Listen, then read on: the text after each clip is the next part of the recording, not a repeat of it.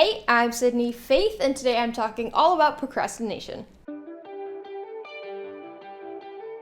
Procrastination is something that everybody deals with, of course, but I think us writers are particularly prone to it. And it's just so easy to get pulled into a research, planning, starting a new project, or just watching your favorite authors on YouTube. So easy, in fact, that sometimes we don't even realize we're doing it. Procrastination is a very interesting beast, and there is a lot of research about it online. And so today I'm sharing my best tips to stop procrastinating. Step number 1 is to figure out why. Once you figure out why you're procrastinating, you'll be able to catch yourself easier and figure out how to stop doing it. I find there are 3 main reasons that I find myself procrastinating. Number 1 is that you don't feel like writing. Number 2 is that you don't know what to write. And number 3 is that you're scared to write. Some days you're just bored with what you're writing. Maybe you're frustrated to your wit's end trying to rewrite a scene or conversation, or you're just feeling Obviously, we all feel like this some days, but I think the worst thing you can do for yourself is say, I don't feel like writing today, because this is really gonna mess up your productivity and good habits. Of course, take a break when you need to take a break. If you have to take the day off, take the day off. If you wanna make it a half day, make it a half day. But if your reason for not writing today is, I just don't feel like it, you're probably not doing yourself any favors. If this is the kind of procrastination you're dealing with, then give yourself a little break and watch or listen to something that can put you in a good mood or help inspire you. When I'm having this problem, the important part for me is to acknowledge that I'm having this problem and give myself a few minutes to just reset. Moving on to the second reason, which is when you don't know what to write. Sometimes I'm sitting there looking at the page and going, well, what the heck's supposed to happen now?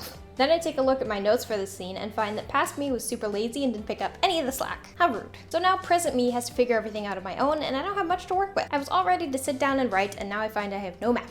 I'm lost. I'm in the middle of the jungle and I'm lost. Depending on if you're a plotter or a non-plotter, the answer to this is probably going to be different. If you're a plotter like me, the answer is probably to go through your outline, figure out where you are, where you were, and where you need to go next. And maybe if you're a non-plotter, the solution is to go back and read what you did yesterday and maybe try something totally different to get your creativity re-engaged. To avoid this kind of procrastination, I do my very best to plan ahead, because that works for me, and I try and give future me a lot to work with. Sometimes I find it helpful to kind of think of myself as 3 different people: past me, present me, and future me. I know it sounds a little bit silly, but just stick with me. Us. Here. So the way that I think of it is I am always present me, but what I do affects future me. And I don't want to make future me frustrated. Sometimes I push a little work off onto future me though by using things like the bracketing method. And I always try to be a helpful past me, because tomorrow, past me will be the one who did the work that I'm doing now. Moving on to the third reason that I think I procrastinate, which is when I'm scared to write.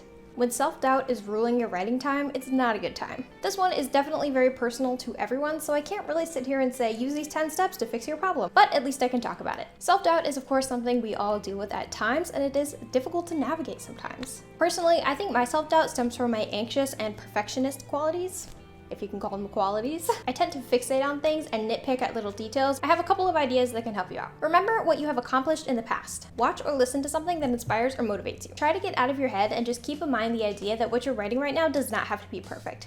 Just say to yourself, I give this page permission to be terrible. Break your projects into smaller, more manageable sizes. Let's say you're writing a novel. Then you're looking at somewhere between 70 and 200,000 plus words in 30 chapters on 200 to 500 pages. That's a huge goal, and sitting down and staring at that every day when you sit down to write is probably going to stress you out. No wonder you're procrastinating. Instead of thinking about how far you still have to go, break it into little bite-sized pieces. If you know you write, say, 500 words per average on hour, then just go by the hour. Don't make your goal write chapter 10. Make your goal write for 1 hour and try to write 500 words. Doesn't that sound easier? The third thing you can try is to pair tasks with rewards. So I kind of hate exercising.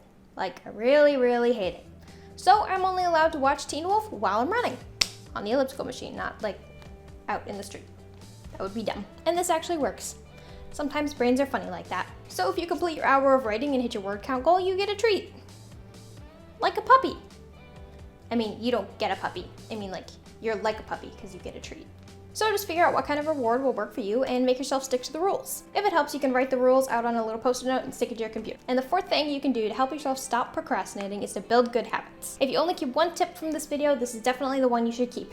Building good habits are, in my opinion, the best way to stop procrastination in its tracks. If your brain is always used to sitting down at 9 p.m. and writing for 2 hours, you'll be way less prone to procrastinate because you're already trained to do that. If you need some help to stay focused while you're writing, you can check out my video on that too. I post new videos on Tuesdays, so subscribe and hit the bell to get notifications. You can find me on Instagram at SidFaithAuthor, and links for my work are down below.